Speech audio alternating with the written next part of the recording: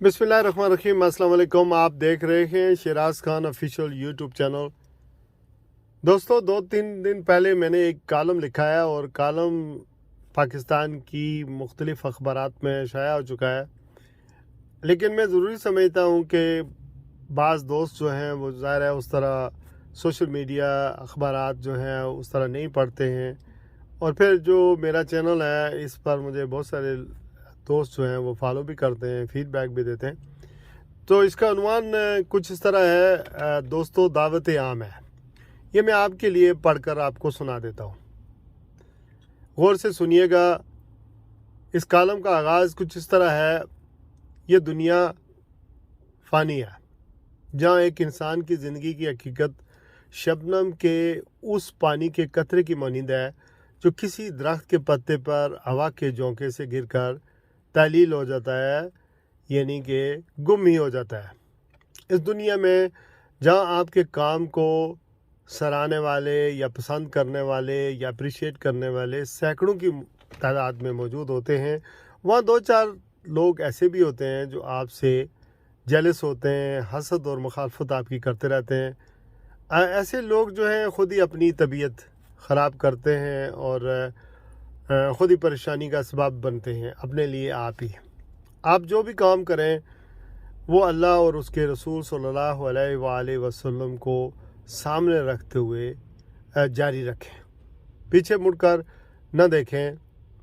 अब देखा ये गया है कि आज़ाद कश्मीर और पाकिस्तान की सियासी जो जमातें हैं, मेरी अपनी यानी सोच के मुताबिक उनके जो अख्तलाफात हैं वो सियासी नहीं हैं, बल्कि इलाकाई, कबीलाई और शख्सी होने के अलावा मफादाती नोयत के हैं। इनकी बुनियाद पर किसी कलमा गो मुसलमान को मुनाफिक कहना मुनासिब नहीं। एक दूसरे की माँ बाप को गालियाँ देना, उनकी साइड लेकर दूसरों की मार पिटाई पर उतर आना और गालम गलोच करना मेरे ख़्याल में हमाकत और बेवकूफ़ी है।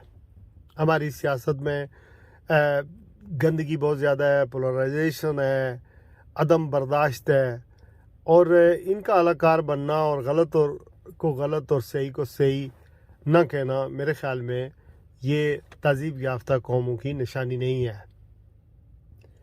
आपको अगर गलत पता है तो आप गलत को गलत कहें और गलत आदमी को के फॉलोअर न बने।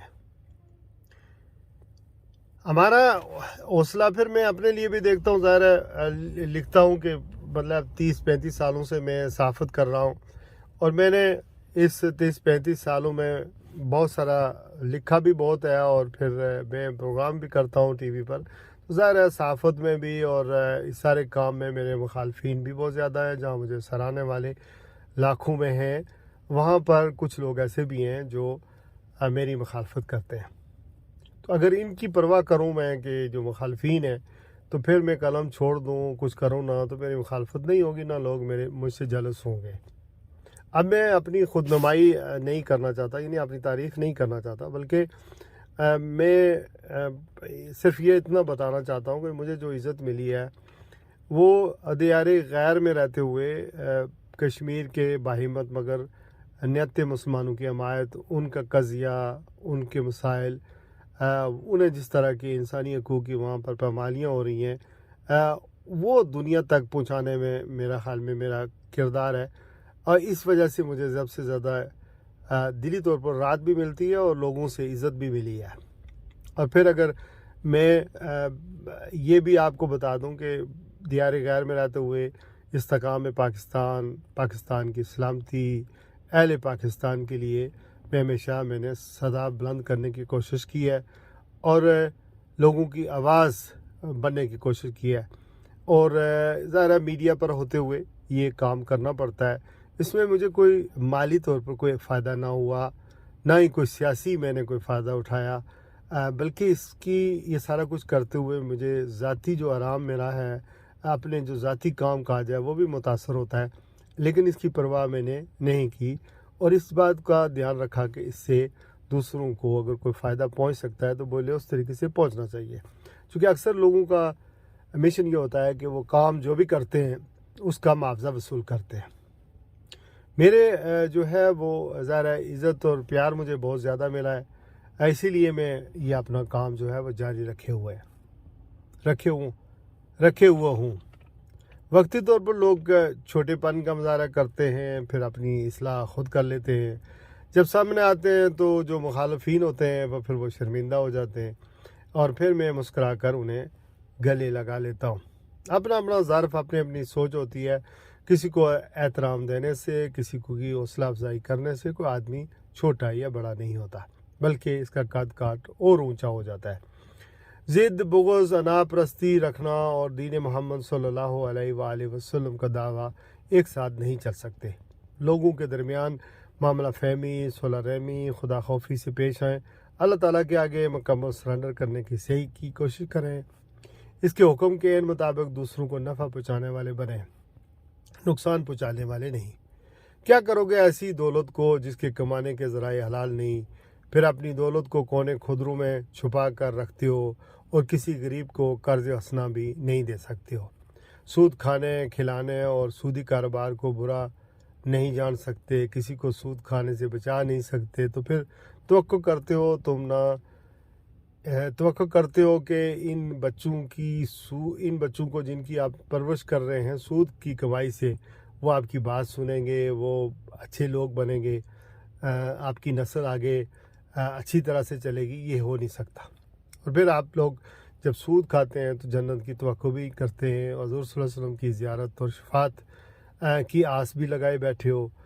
اب دیکھیں، تمہارے جو آپ کی ہڈیاں ہیں وہ بھی پلک جھپتے بوڑھی ہو جائیں گی، بالکل ان بوڑھے بابوں کی طرح جو لڑکھڑاتے قدموں سے ہانپتے کانپتے مسجد میں جا کر مولویوں کو کبھی چندہ دے کر دعا کرواتے ہیں اور بخشش کی آس لگائے بیٹھے ہیں، کبھی کرسی پر بیٹھ کر 2 سجدے دینے سے بھی معذور ہیں۔